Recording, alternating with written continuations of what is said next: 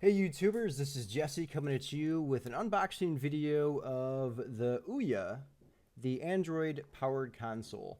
Now for those of you who are not familiar with OUYA, this was a crowd-funded project that was on Kickstarter.com.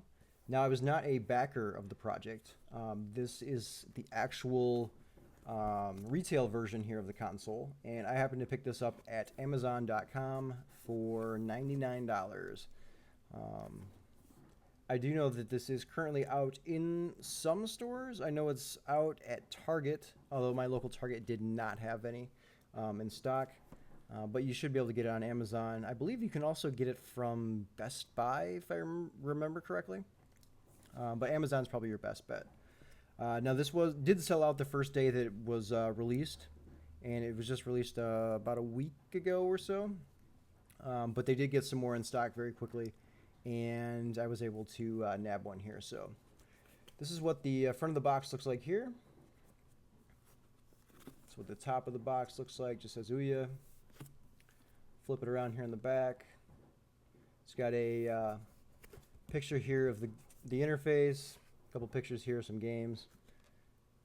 And here on the side of the box, I know the video here is kind of dark, but it just says the contents of the package here.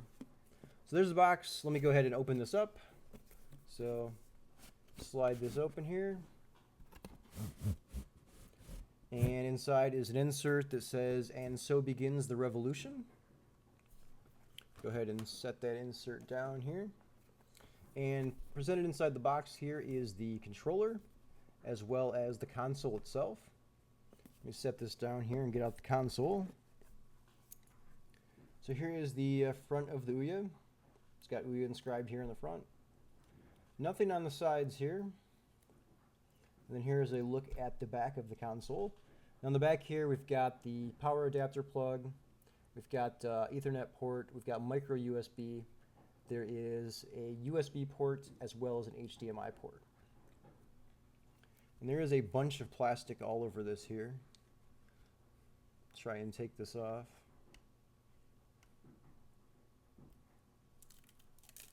There's plastic there on the top, and then there's plastic covering the bottom here.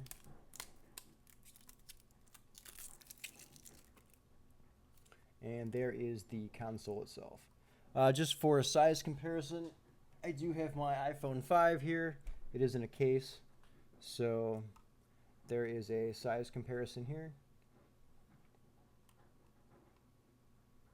And I also have an Xbox 360 controller here, more for the comparison with the OUYA controller, but you can see the size of the console here. So, oh, and there's one more bit of plastic back here covering the ports on the back. Let me try to remove that here. I don't know why they put the plastic on there like this, but it's such a pain to remove. So there's the console. Let me go ahead and set that down. Now, we also have the controller here. Again, I apologize for the dark video. I need to figure out a lighting situation here for this desk. So far, I've not. But anyways, here's the OUYA controller, and here it is side by side with the 360 controller. Let me go ahead and set the 360 controller down here. It's essentially, actually, let me bring it back here. It's essentially got an identical setup to the 360 controller. It's got 4 face buttons here. It's got 2 thumbsticks. It's got the D-pad. If we look here on the side to compare, it's also got 2 shoulder buttons and then 2 trigger buttons here, which is exactly what the 360 controller has. And then there's also a button here in the center. This is the OUYA button that takes you back to the home screen when you're using the console. So just like the console itself, there's a bunch of plastic here on this. So let me remove the plastic here in the buttons. I know one of the biggest complaints on the consoles that were for the backers was that the buttons, the face buttons here, could get stuck underneath the faceplate because these 2 faceplates here actually remove. And on the retail version, that doesn't seem to be the case. It looks like they've actually fix that issue. And I guess I should have shut my screensaver off here. There we go. It looks like they've actually fixed the issue because the buttons don't come anywhere near getting stuck underneath the faceplate there. So still having a hell of a time removing the plastic on these buttons.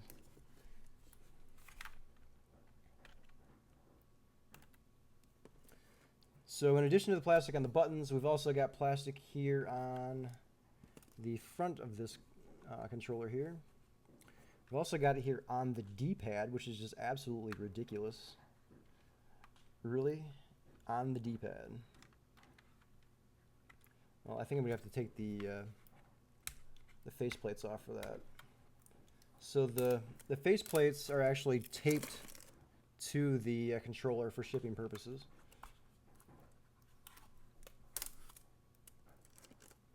And then the faceplates apparently are held on by magnets. So I'm going to set this aside for just a second here. So again, back to the box. I'm going to take the lithic cover off here in the box. Inside here we've got 2 Duracell AA batteries. Those are for the controller. We have an HDMI cable, this is actually the first console I've ever purchased. It actually came with an HDMI cable. And we've got a power adapter. And there is an instruction manual inside here.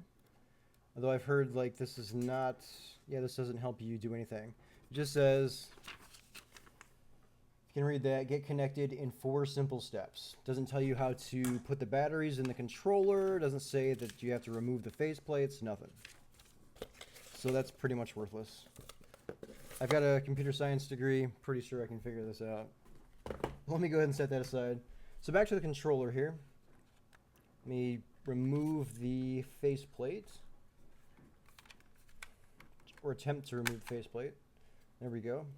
So I got the faceplate on the one side removed. Now I can get to the D-pad a little bit easier here.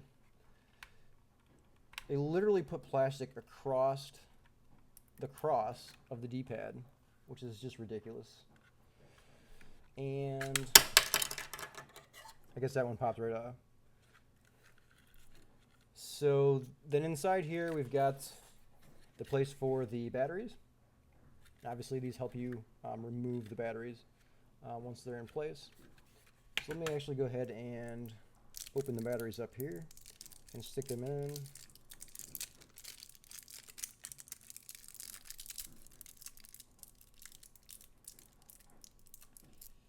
I was actually kind of surprised to see that they supplied Duracell batteries in here. I would have assumed they would have been something cheap. But hey, they did surprise me. So, alright, so let me go ahead and stick the battery in there. And stick the battery here on the other side. Okay, so I've got the batteries in there now. One in each side of the controller here. And then I'm going to reattach the faceplate. Now, these are apparently held on with magnets, although I'm not seeing where the magnets are at. Oh, there they are. I don't know, you probably won't be able to see this in the video, again, because it's dark, but there's screws in here on the bottom of the faceplate, and then inside the controller itself, where those screws go in, there's magnets inside there.